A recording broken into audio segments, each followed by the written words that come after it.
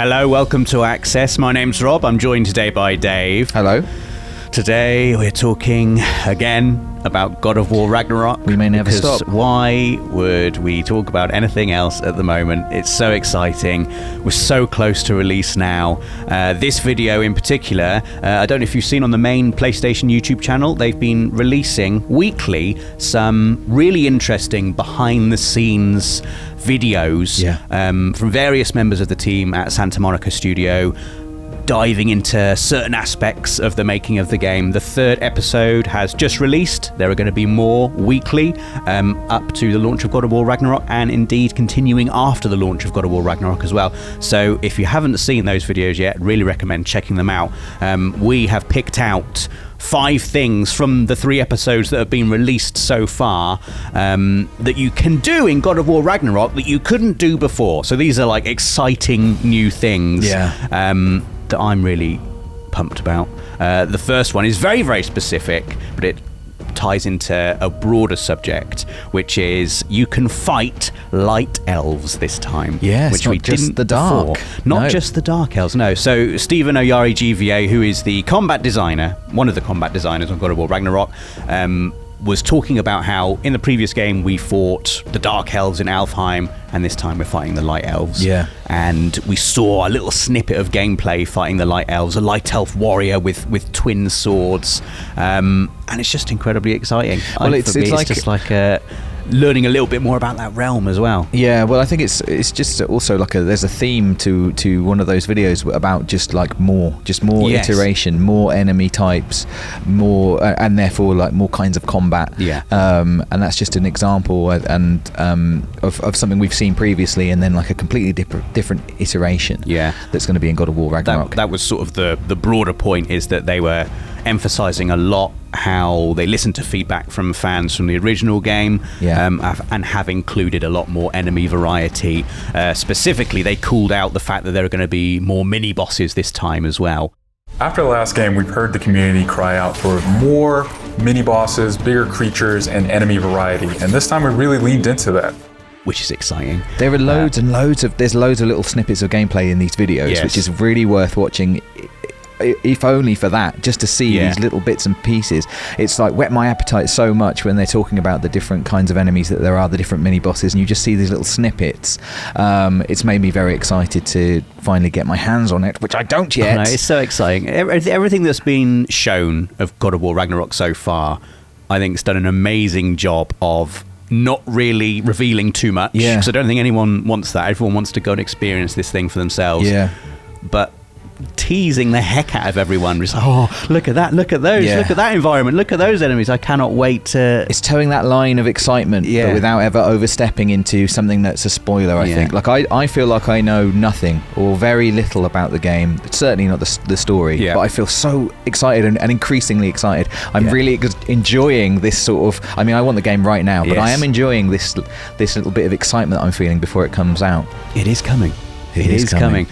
Also, this is from episode 2 of the behind the scenes videos, which focuses specifically on combat. The second thing that you can do in God of War Ragnarök that you couldn't do before, there's expanded combat in general, but very specifically I want to talk about the finishers that they talked about.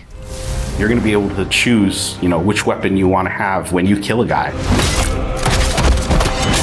We saw a little snippet of it as well, and I think it was Roberto Clemente, the senior combat animator, talking about how the finishes that you can do will change depending on what weapon you have in your hand. And we saw a couple of examples in the video of Kratos absolutely eviscerating a couple of enemies. All different kinds of decapitations, I remember. Different kinds of decapitations. How many ways can you decapitate something? It turns out quite a few. But obviously, exciting, dynamic, crunchy combat is the core, I think, and they said it in this video, like, the combat is the meat and potatoes of a God of War game. That was a direct quote from Santa Monica Studio. And knowing that they've added in lots of little visual extras for people when it comes to finishing enemies off. That's always, for me, the most exciting bit of a fight in God of War, is when you've beaten the enemy to the point where you get to press R3. Yeah. And you're like, oh, what's Kratos going to do to them? Yeah. And then it's the race between the health bar and the stun bar. Which one do you want to go? Sometimes the health bar's going down too quickly. Sometimes I'm disappointed. I'm like, no. Let's give him just a little punch. Just throw my axe over there and use my fist. Stun him. Get the stun going. So I'm very excited to see what treats are in store for us. They are treats, and uncovering those different ones, I think, becomes a little mini game in itself. Then, like if there's different finishes for each weapon, on every different enemy type, that's a lot of different finishes to uncover. Yeah, I intend to uncover them all. And just in general, the expansion of the combat. Yeah. I think it was Kim Nguyen who was talking about the added verticality that's in God of War Ragnarok, and we got a little glimpse of it in the videos that have been shown so far. There's such an emphasis on verticality in some of these fights that it's super engaging. And as Kratos, now that you have so much mobility and that you can also take advantage of that verticality, I think it just adds such another interesting layer to a fight. Kratos is able to drop down from a high ledge and slam into enemies that are on the ground. He's able to sort of use his Blades of Chaos as a grapple to swing himself up across gaps and slam into other enemies. It just looks like there's so much more variety on offer in the combat. The wider point that they made that I hadn't really sort of thought about was obviously with God of War 2018 they were making this game. It was brand new for the first time. The over-the-shoulder camera was all new for God of War, and the combat was kind of all new for God of War, so they were sort of figuring it out, and was it going to work? And obviously it worked amazingly. Now with God of War Ragnarok, a lot of that figuring out is done, so now it's like they can build so much. They've got this amazing base of gameplay that they know is great, so now it's just building and building and building and having loads of fun and expanding on everything, and you can really see that, like, it's the core is already brilliant, we know that, and so it's building on that with and iterating. You definitely get a sense from listening to everyone speak in these videos that they're just so incredibly excited for everyone to try out what they've made, because they have that confidence now. Obviously the 2018 God of War was a bit of a creative risk because it was a real shift in terms of the gameplay and having this sort of close camera combat stuff, so putting that out into the world, I imagine they'd have been like, oh god, is this going to work? Are people going to like this? Obviously they did, and it was amazing, and so it feels like that perfect kind of sequel area where you know the foundation is good, you know what you've got works. Now you get to have a load of fun with it, be imaginative, add variety. It's so exciting. It is. It's so exciting. The next point I want to talk about is not so much something that you can do, it's something that Atreus can do. Right. And in episode 2, Atreus was talked about quite a lot. It was again Roberto Clemente, the senior combat animator, talking about how Atreus, now he's physically bigger, he's older, he's stronger, he has expanded companion actions, was how Roberto put it. Some of the new expanded companion actions that you'll see Atreus do leverage the fact that he's older now, he's bigger now, and he's different from Kratos, so his magic has a different flavor. But that obviously means Atreus he's going to take initiative more in combat, and we saw again a little bit of some of Atreus's new moves. At one point he was like straddling a spiritual, like a spirit ibex almost, which I'm guessing is some kind of summon, but just in his general play, and not just in combat as well, we saw him sort of also grappling in terms of traversal, grappling and climbing up things. So Atreus is going to be, whereas in the first game he was very much learning from you. By the end of the game he was pretty good, the walking bow and arrow. I think in God of War 2018 you always knew he was around, but you didn't see him so much. You'd press square and an arrow would come from off screen, and he was sort of hanging back a bit. Now in the gameplay that's in these videos that I've seen, you know, he seems to be much more getting involved himself, and just, you know, there's been moments again in this gameplay, in this video series, where Kratos has sort of just stood back and watched him sort of finish someone off, and you know, like doing this is like, oh wow, okay, you deal with that guy then, that's fine. Which is, you know, it's great how obviously Atreus has grown up, but then they're not just telling us that, they show us that with his new abilities, all these new gameplay options. He seems to be his own man almost now. Absolutely, it's cool. He's going to take the weight off our back. I'm glad. The fourth thing I want to talk about, we're moving away from the combat now. This was shown in the most recent episode 3, where we got a really good look at Svartalfheim, one of the 9 realms. It's been confirmed we are going to be visiting all 9 realms in this game. Svartalfheim is one of the realms we did not visit in God of War 2018. It's the realm of the dwarves, so the home of Brock and Sindri. So I think it was Raf Grassetti, the art director of the game, who was talking about indeed how Svartalfheim has like a bunch of environments within this one realm. So it's got like wetlands, it's got mountain springs. From a look at the concept art, it looks like we've got caverns and mines, and obviously it's like a dwarven realm. Svartalfheim is a beautiful place. There's a lot of different biomes. You go from wetlands to mountain springs, and took a lot of inspiration from hot springs, from the minerals that you find. But I think beyond the fact that it just looks so beautiful, the thing that's really striking me about it is how different it looks to any other place we've explored before in the first game.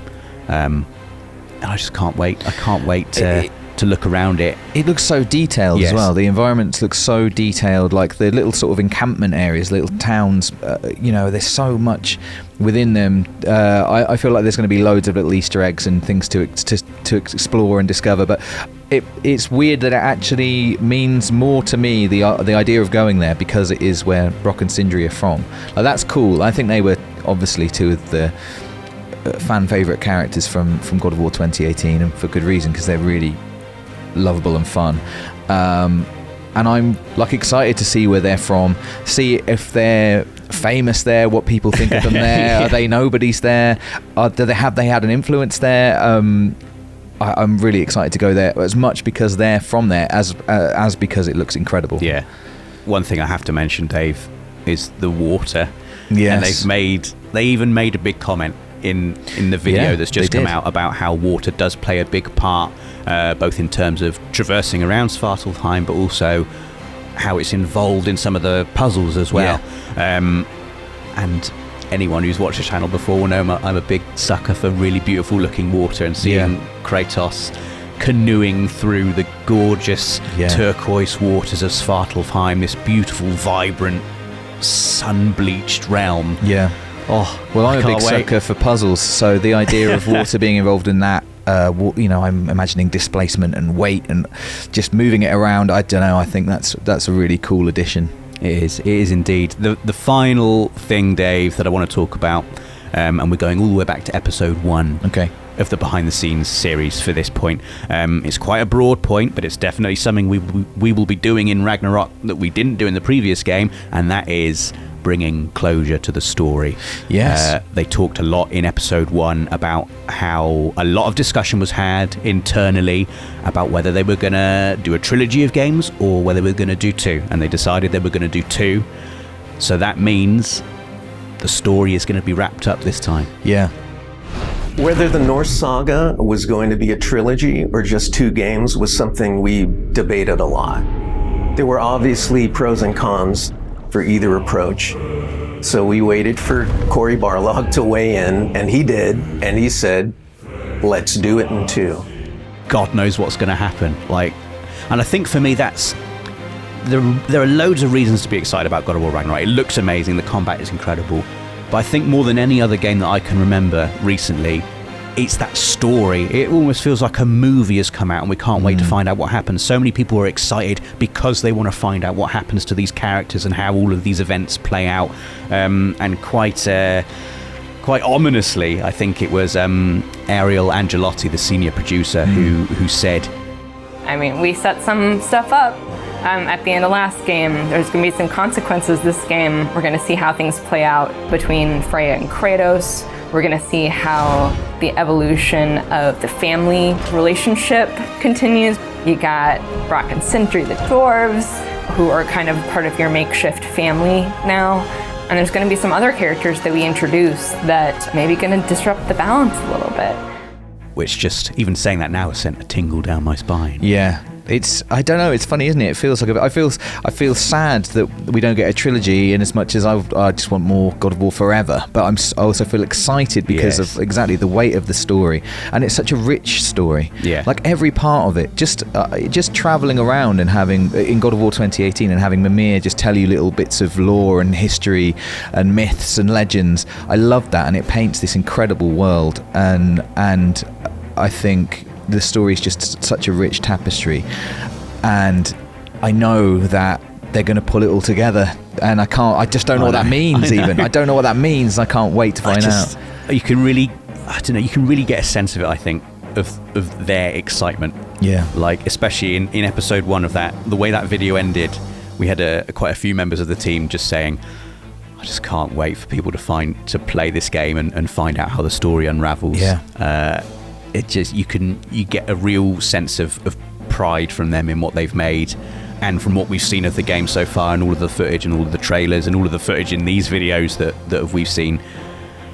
It just looks like the game is just full of imagination and skill and quality and love as well. It looks incredible. And it's an incredible achievement, I think, to have taken a character that we've loved for over a decade, and myths and legends that have existed for thousands of years, and tie them together in a way that makes sense, works so well, and still leaves people guessing about what's going to happen. What an unbelievable achievement that is. That's absolutely amazing, and creativity is at its very best. I honestly can't wait. I think I can't remember the last time I and collectively everyone was as excited as this for an upcoming game. Like, it feels so exciting. It's a proper cultural moment. It is. It does feel like that. But there you go. There are 5 things we have learned from these behind the scenes videos that you can do in God of War Ragnarok.